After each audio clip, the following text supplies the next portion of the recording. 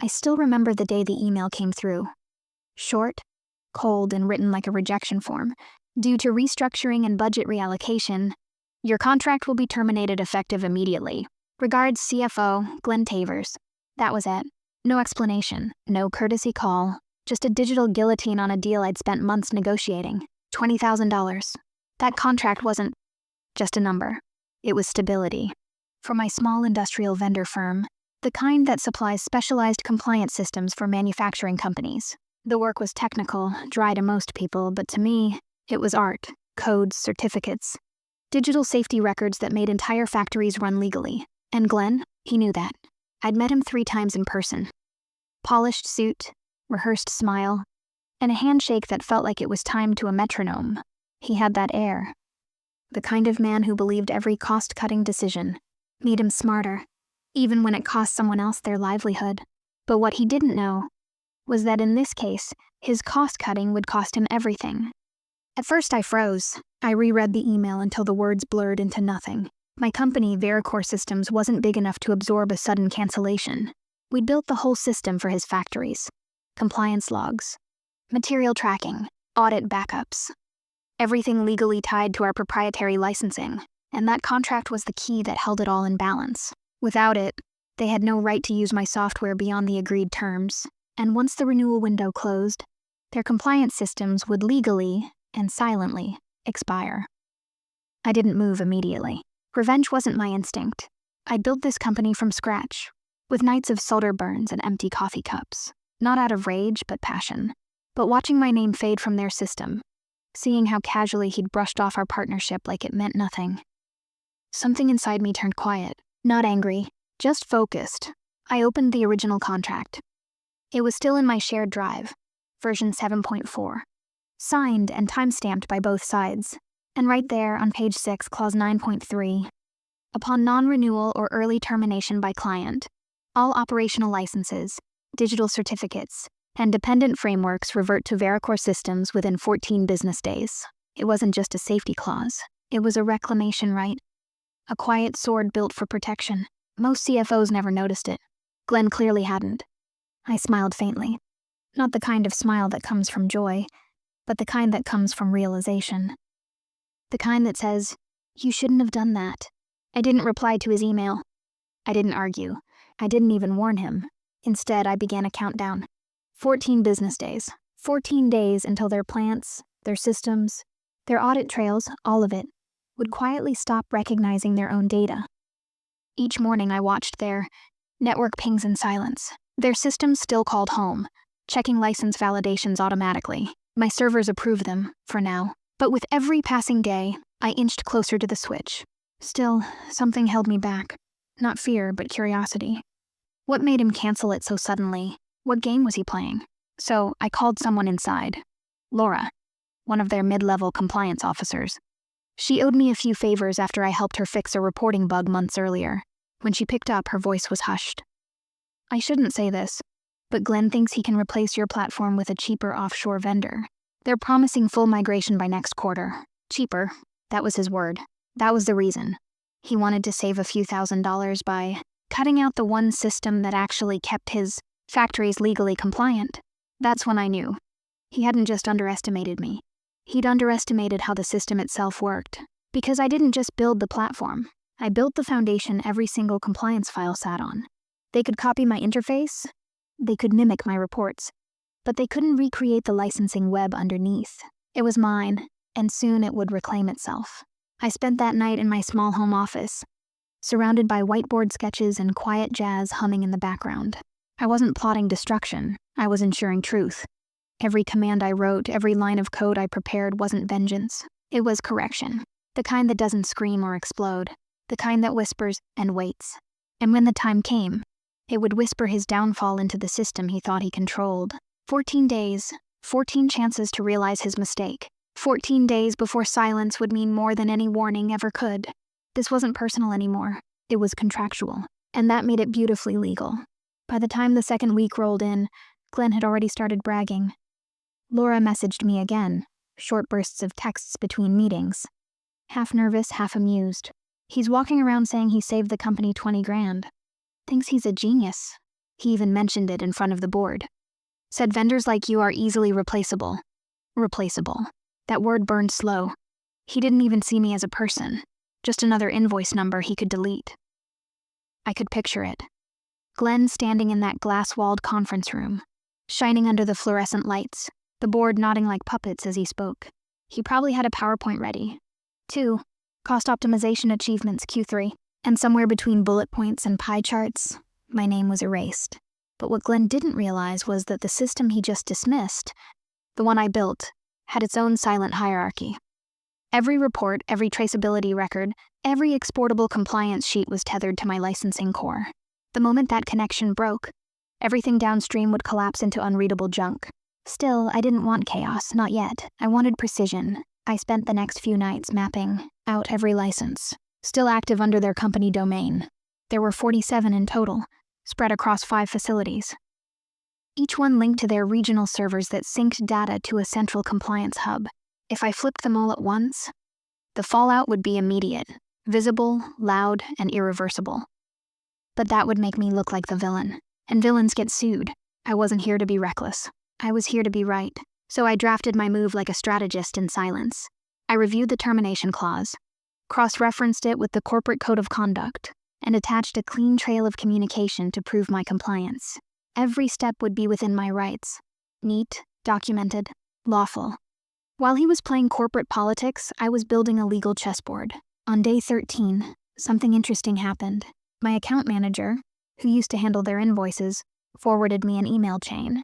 Apparently, Glenn had gone to the IT department, demanding all Vericore dependencies be removed immediately. He didn't even know how deep those dependencies ran. That's the thing about executives. They think firing a vendor is as simple as signing a cancellation letter. They forget how many systems, teams, and functions depend on the invisible work we do. The IT head, an old contact of mine named Derek, wrote back carefully. We can remove front-end access, but the back-end licenses and encrypted archives are tied to Vericore's certification system. We'll need legal clearance to replace or modify them. I could almost hear Glenn's frustration through the reply chain. He must have hated that, realizing his command didn't carry as far as he thought. I didn't interfere. I just watched. Every move he made was digging him deeper into the legal web I'd spun years ago. The next morning, my system logs showed something new and multiple. Unauthorized access attempts from their network. He'd sent his internal team to poke around, trying to bypass my license servers. That's when I smiled. Because buried deep in my code was a monitoring feature. Not visible to users, but visible to me. Every failed attempt triggered a silent alert, and I could see it all.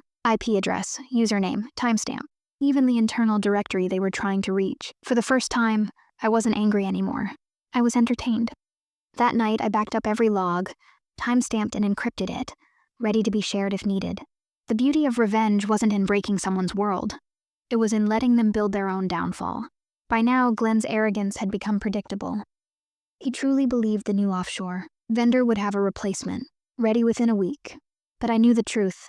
Their new system couldn't legally go live without Vericore's digital certification, which was tied directly to my revoked licenses. Even if they imported every file, every record would still carry my proprietary encryption mark, an invisible signature that validated their authenticity. Without it, all their compliance reports were worthless. And when auditors came for their quarterly inspection, they'd see everything. That was the game Glenn was playing, and he didn't even realize I'd already won. By day 14, I had my letter drafted, time-stamped, and ready to send. As per Section 9.3, all operational licenses, certificates, and frameworks under Vericore systems have reverted effective this date.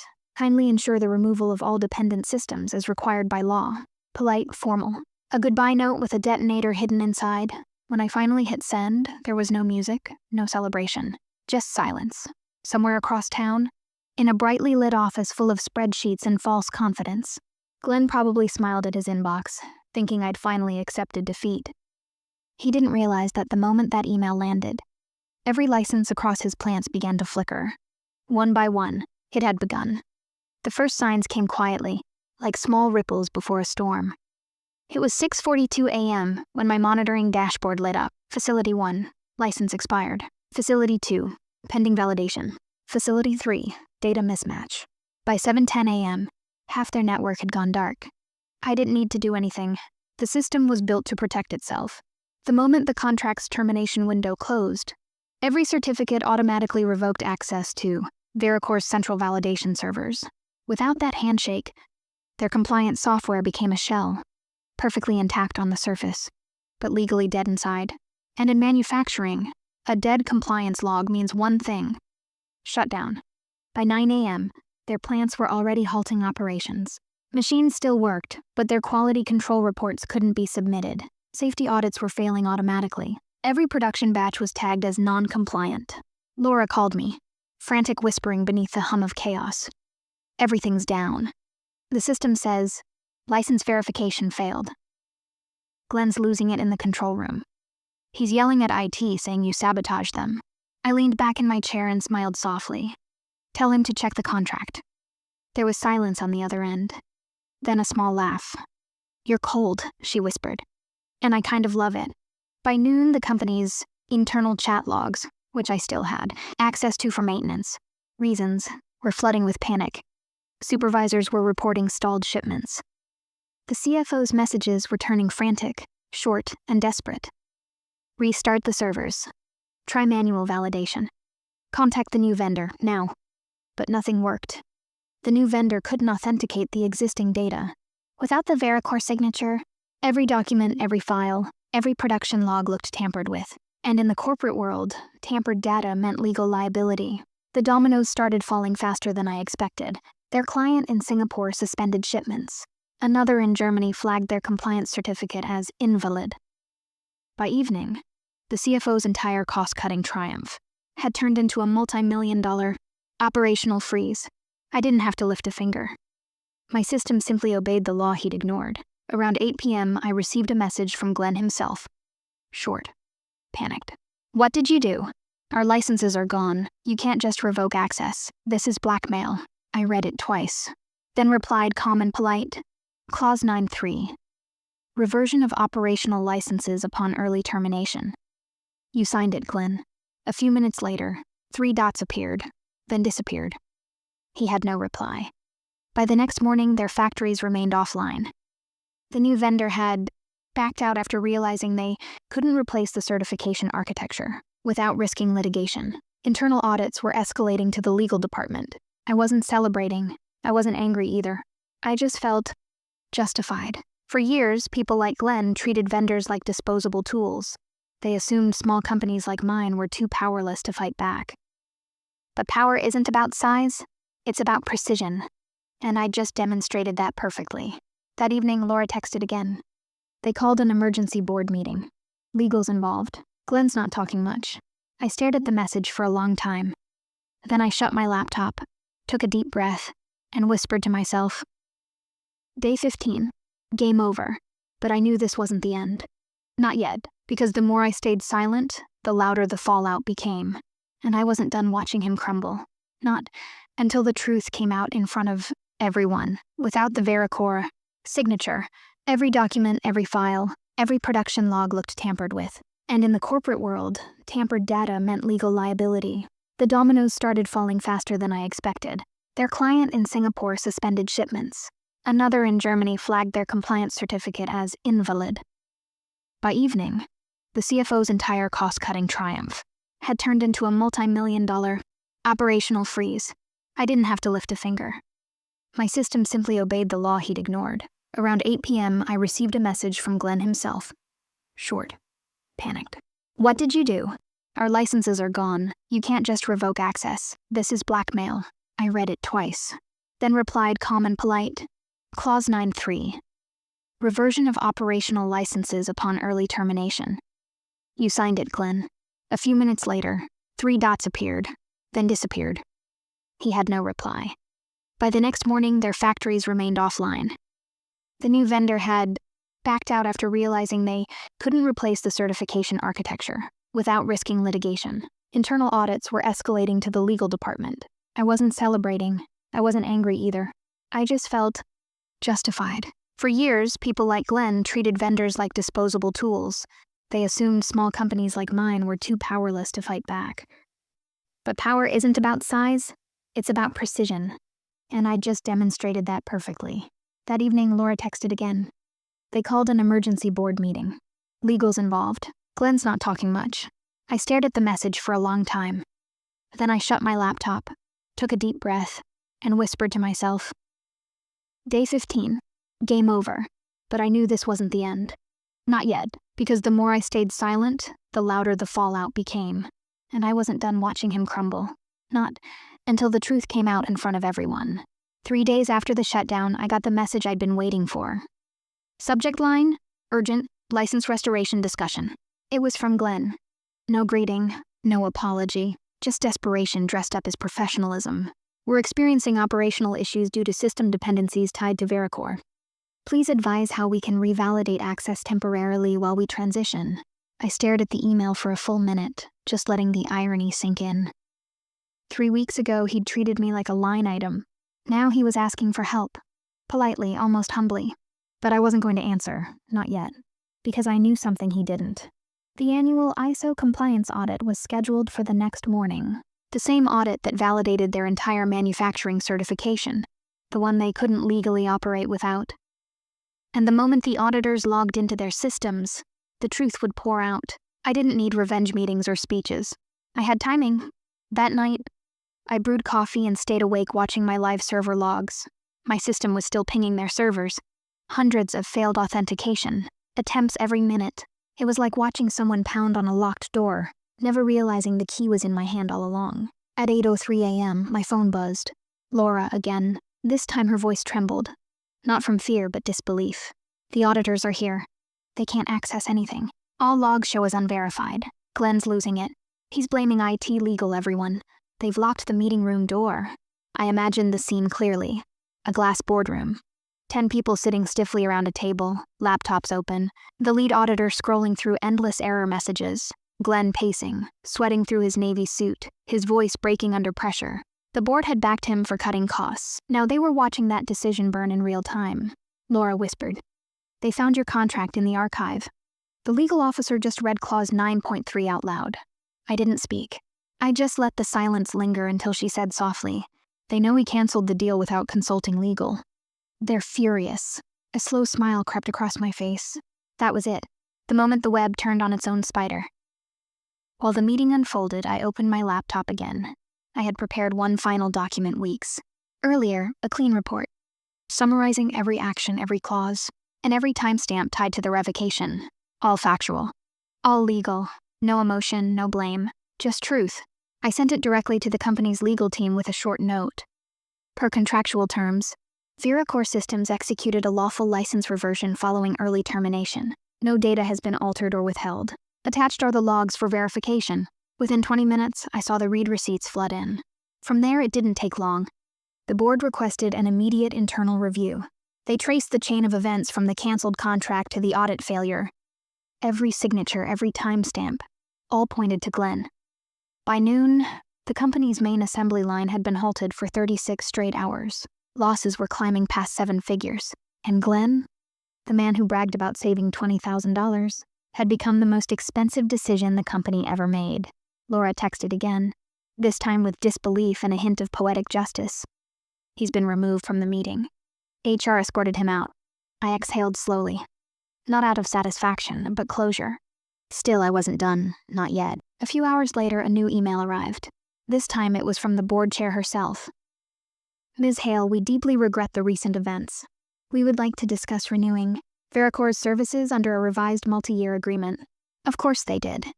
Now that the storm had passed, they wanted the architect of the flood to rebuild their dam. I didn't reply right away.